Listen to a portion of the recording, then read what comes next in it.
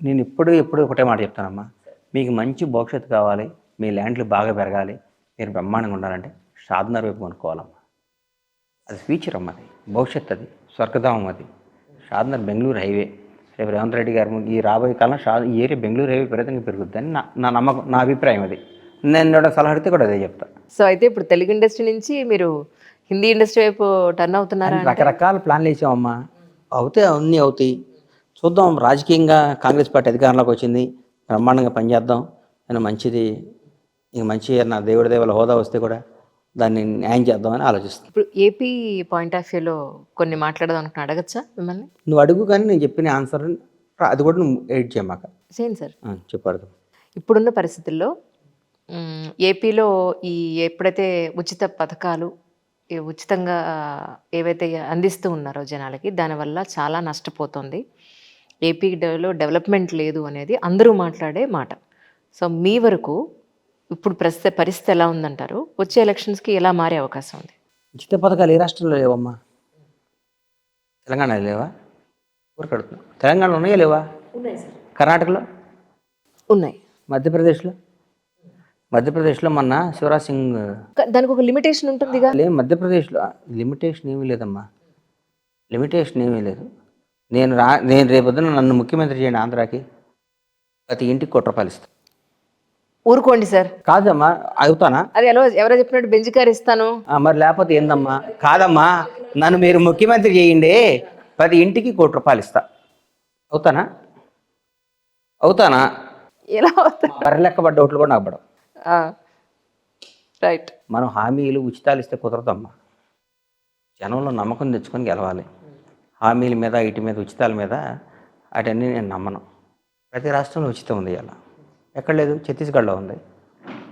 ఛత్తీస్గఢ్లో కాంగ్రెస్ పార్టీ ఇచ్చిన ఉచితాలు. ఎక్కడుంది సార్ ఛత్తీస్గఢ్లో? అసలు కాంగ్రెస్ పార్టీ ఎక్కడుంది చెప్పండి. మొన్న ఓడిపోయిందిగా. ఆ ఉచితాలు ఇస్తే గెలిచారా? అదే మధ్యప్రదేశ్ లో గానీ గెలిచారా? కాంగ్రెస్ చెప్పండి. లేదమ్మా, అవన్నీ కూడా వాళ్ళ ప్రలోభాలకి జనం లొంగల. వాళ్ళు అనుకున్నది చేస్తారు. రేపు ఉచితాలు ఇస్తే గెలిపియాలి, ఉచితాలు ఇకపోతే ఓడియాలని లేదు. జనం చాలా తెలివిగలమ్మా. కాంగ్రెస్ పార్టీ తెలంగాణలో గెలవడం అంటే అడ్రస్ ఉండదు. ఇంకా 20 ఏళ్ళు మర్చిపో. కాంగ్రెస్ పార్టీ జెండా కనపడదు. కాంగ్రెస్ పార్టీయా కథం. రకరకాల విన్యాసాలు. అదొక పార్టీయా అని మాట్లాడటం. వాళ్ళొక మనుషులా అంటాం, వాళ్ళొక నాయకులా అంటాం. మనుషుల్లా చూశారమ్మా? ఆత్మాభిమానం దేన్నైనా నువ్వు టచ్ చేయి, కొట్టు, హింస పెట్టు, కానీ గుండెల మీద ఆత్మాభిమానం మేము కొట్టబాక. ఆ ఆత్మాభిమానం తంతే వాళ్ళు లేచి కొడితే అతపాతాళ్ళకి వెళ్ళిపోతాం. కాంగ్రెస్ పార్టీని అసలు కాంగ్రెస్ పార్టీ ఒక పార్టీలాగా, ఒక తెలంగాణ ఇచ్చిన పార్టీలాగా, భారతదేశం ఒక పెద్ద చరిత్ర గల పార్టీలా చూశారండి ఇక్కడ టీఆర్ఎస్ నాయకులు. నిజం చెప్పమ్మా, చూశారమ్మా? ఎన్ని మాట్లాడినారమ్మా అనేవాడు. ఒక వికటహాసమైన నవ్వు మమ్మల్ని చూస్తే, వెక్కిరింపు ధోరణి. ఏమైంది జనం? ఏం చెప్పారమ్మా జనం? ఏం చెప్పారు చెప్పండి? ఉచితాలు ఏం కాదు. వాళ్ళు ఇచ్చారు ఉచితాలు. మేము ఇస్తాం. ఉచితాలు ఇస్తేనే గెలుస్తారంటే ఉచితాలు చాలా ఇచ్చారు. ఉచితాలు ఏ ఇంపాక్ట్ చూపిదమ్మా? మనం పరిపాలన సరిగ్గా ఉందా, అందుబాటులో ఉన్నామా, జనానికి న్యాయం చేస్తున్నామా అంటేనే గెలుస్తాం. సో అయితే మొన్న చంద్రబాబు నాయుడు గారు అరెస్ట్ తర్వాత ఇప్పుడు కమింగ్ ఎలక్షన్స్కి సింపతి వర్కౌట్ అవుతుంది డెఫినెట్గా అనేది జనాల్లో ఉన్న మాట. సో వచ్చే ఎలక్షన్స్కి ఏపీలో ఉండే పరిస్థితులు ఏంటి? మీ ప్రిడిక్షన్ చెప్పండి. ఇప్పుడు ఈసారి ఆంధ్ర రాజకీయాల్లో కూడా కాంగ్రెస్ పార్టీ కూడా మంచి స్థానంలో ఉంటుందమ్మా. ఒక మంచి నాయకురాలు మేము అక్కడ దింపుతున్నాం. ఏం చెప్తున్నారు సార్? వినండి అమ్మా, మంచి నాయకురాలు అక్కడ రాబోతుంది. మాకు గొప్ప నాయకురాలు వస్తుంది అక్కడ. మేము అనుకున్నట్టు ఆవిడని తిప్పితే కాంగ్రెస్ పార్టీకి కూడా కొన్ని స్థానాల్లో ప్రమాణం పోటీ ఇస్తాయని నా నమ్మకం. ఇప్పుడు ఆంధ్ర రాజకీయాల గురించి నేను మాట్లాడకూడదు. నాకు రకరకాలు ఉన్నాయి.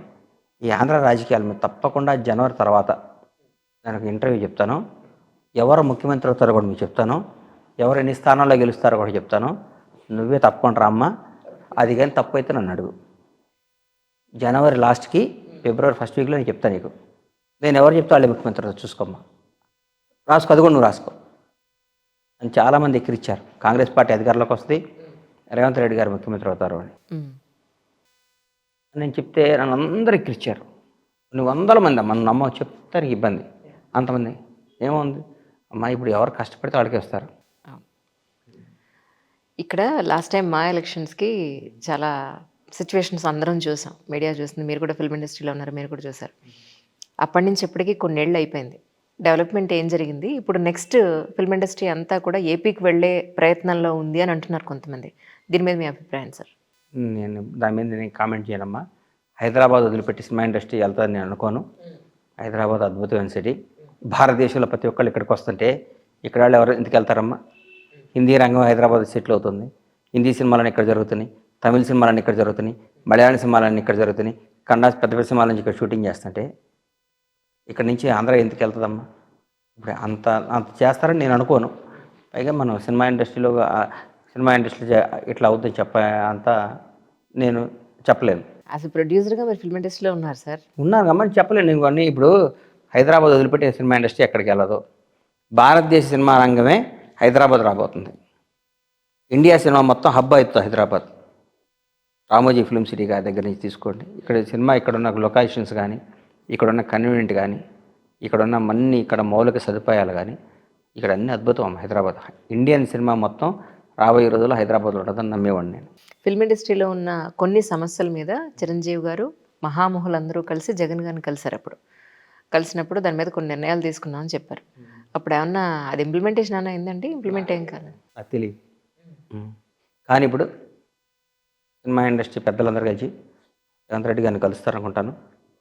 రేవంత్ రెడ్డి గారు కాంగ్రెస్ పార్టీ సినిమా రంగానికి ఎప్పుడు అద్భుతాలు చేసింది. అప్పుడు మర్రి చెన్నారెడ్డి గారు ఇండస్ట్రీకి ఇక్కడ రావడానికి ఆయనే ఫస్ట్ బీజం నాటింది. మర్రి చెన్నారెడ్డి గారు అక్కినే నాగేశ్వరరావు గారి దగ్గర నుంచి ఈరోజు కూడా మర్రి చెన్నారెడ్డి గారి విగ్రహం ఇక్కడ మా ఫిల్మ్ ఛాంబర్ దగ్గర ఉంటుంది. తర్వాత రామారావు గారు వచ్చాక పూర్తి స్థాయిలో ఇక్కడ రావడం జరిగింది. కాంగ్రెస్ ప్రభుత్వంలో మొత్తం సినిమా వాళ్ళకున్న సమస్యలను తీరుస్తారు అని ఆశిస్తున్నాను. భారతదేశంలో ఉన్న ప్రతి ఒక్కళ్ళు కళాకారులు కానీ ప్రతి సినిమా వాళ్ళు కానీ హైదరాబాద్ నుంచి సెటిల్ అవుతారని కూడా అనుకుంటున్నాను. ఎందుకంటే ఇక్కడ వాతావరణ రీత్యా, ఇక్కడ ఫ్రెండ్లీ నేచర్ రీత్యా, ఇక్కడ లొకేషన్స్ రీత్యా, ఇక్కడ అన్నీ అందుబాటులో ఉండే రీత్యా, కనెక్టివిటీ చాలా దగ్గర అన్నిటికీ. అన్నీ ఒక ఫిల్మ్ సిటీ పోతే సినిమా కంప్లీట్ చేసుకోవచ్చు. మంచి మంచి స్టూడియోస్ వచ్చినాయి అని నేను అనుకుంటున్నాను.